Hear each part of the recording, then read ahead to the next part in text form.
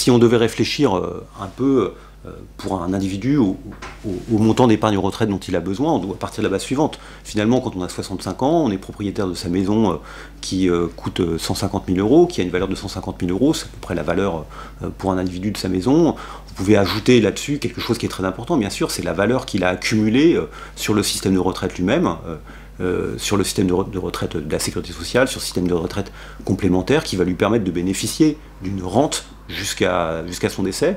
On peut estimer cette valeur à 200 ou 300 000 euros selon le niveau de salaire et selon le niveau de cotisation que vous avez effectué durant votre vie.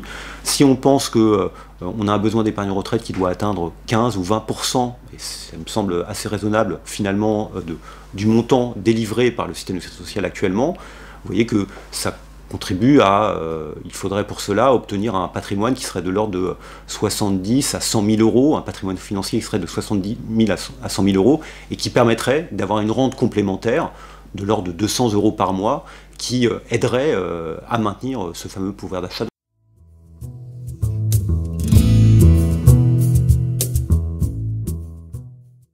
Évidemment, quand je parle de 100 000 euros, ce n'est pas un chiffre macroéconomique, c'est aussi un chiffre qui correspond à un individu moyen qui est concerné par le développement de cette épargne retraite. Ce sont ces individus-là, ces classes moyennes, qui doivent accumuler des droits financiers supplémentaires, de l'épargne financière supplémentaire. Pour aboutir à un tel niveau d'épargne, il faut stimuler l'épargne dans sa globalité, et donc augmenter le taux d'épargne financière de 2 à 3% du revenu disponible par an sur tout le cycle de vie, sur toute la durée de la carrière professionnelle, c'est-à-dire commencer jeune quand on a 25 ans jusqu'à 65 ans, voire 67 ans, 40 ans d'épargne à 2% permet d'accumuler ce type de patrimoine.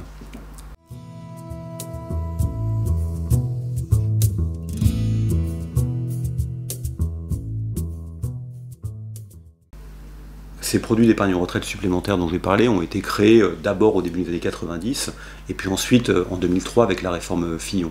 Donc ils sont en phase de croissance, ce qui signifie qu'aujourd'hui ils ont plus de flux entrants sous forme d'abondement que de flux sortants sous forme de prestations qui sont versées.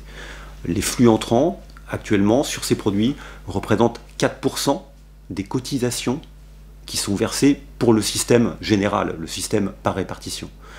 En termes de prestations, aujourd'hui, les prestations qui sont versées ne représentent que 2% des prestations du système général. Donc, de ce point de vue-là, leur taille aujourd'hui est réduite.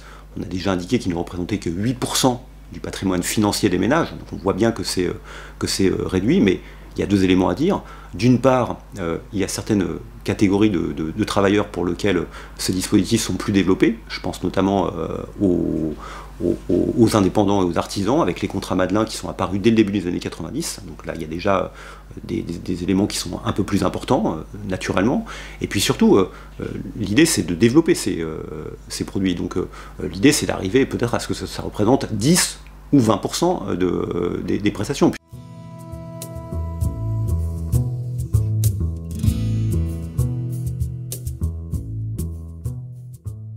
Ce que l'on voit, c'est que les incitations, notamment fiscales, qui ont été mises en place autour de cette épargne retraite supplémentaire, ne sont pas suffisantes pour véritablement qu'elles prennent une place importante. On a une croissance, certes, qui est une croissance soutenue, mais qui n'est pas suffisante encore. Donc il faut essayer d'en faire un peu plus. Ce que l'on observe dans d'autres pays, c'est qu'en fait, la décision volontaire n'est pas toujours suffisante. Et que quelque part, il faut aussi penser à accompagner l'épargnant vers ce type de produit, non pas forcément en le forçant, il ne s'agit pas d'avoir une épargne forcée, mais en rendant ces dispositifs, par exemple, quasi obligatoires ou obligatoires au sein de certaines entreprises. Donc il y a une dimension collective aussi qui aide, en quelque sorte, l'épargnant à prendre la bonne décision et qui le contraint de manière relativement libérale à aller vers ce type de produit. Donc je pense qu'en France, on doit aussi aller dans cette direction, développer des produits qui soient des produits quasi obligatoire, je n'ai pas dit obligatoire, il ne s'agit pas de faire d'une épargne retraite forcée, parce qu'il faut que les gens aient conscience aussi de la manière dont ils épargnent, de la manière dont ils planifient leurs décisions, mais qui soit quasi obligatoire, donc notamment au sein des entreprises.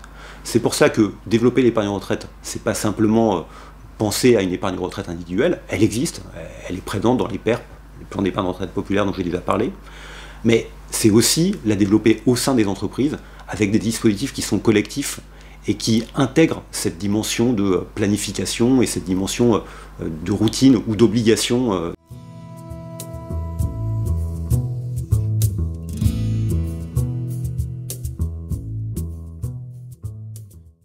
On a déjà en France des produits de ce type, je pense notamment aux articles 83, qui sont des contrats d'assurance groupe dont l'adhésion est obligatoire. L'adhésion individuelle est obligatoire dès lors qu'il a été souscrit par une entreprise. Et donc c'est ce type de produit qu'il faut aujourd'hui développer dans les entreprises. Il se développe, la croissance est assez bonne, on est à 8 ou 10% de croissance annuelle, mais on reste sur des encours qui sont relativement faibles.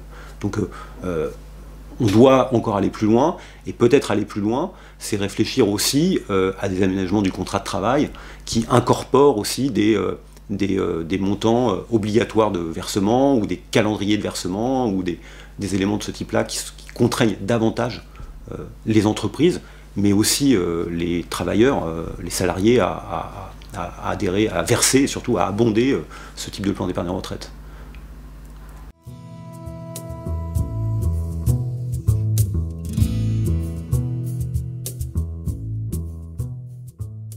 Les contrats tels qu'ils sont proposés, tu as une certaine liberté dans la manière d'allouer sur certains instruments financiers. Donc tu peux très bien, l'épargnant peut aller chercher des instruments financiers qui sont notamment indexés sur l'inflation. On peut très bien avoir dans ces supports financiers des obligations d'État indexées sur l'inflation et qui nous offrent des protections à l'inflation, y compris à relativement long terme. L'État français émet des obligations jusqu'à 30 ans ou 50 ans indexées sur l'inflation, me semble-t-il, qui d'ailleurs attirent assez peu les investisseurs. Ce qui montre que finalement ça ne les intéresse pas beaucoup, mais il y a d'autres types d'instruments financiers qui le permettent, par exemple tout ce qui est certaines actions dans certains secteurs, ce qui est aussi lié au financement des infrastructures, ou des actions dans des compagnies d'autoroutes, par exemple des autoroutes, où on sait très bien que les tarifs des péages suivent l'inflation, ou des actions liées à des sociétés qui font des infrastructures, ou de l'électricité typiquement, qui offrent de bonnes protections contre l'inflation. Donc on peut le faire, les compagnies d'assurance peuvent l'offrir, mais aujourd'hui, alors peut-être à tort, le danger d'inflation n'est pas vu comme étant le danger numéro un par les investisseurs de long terme.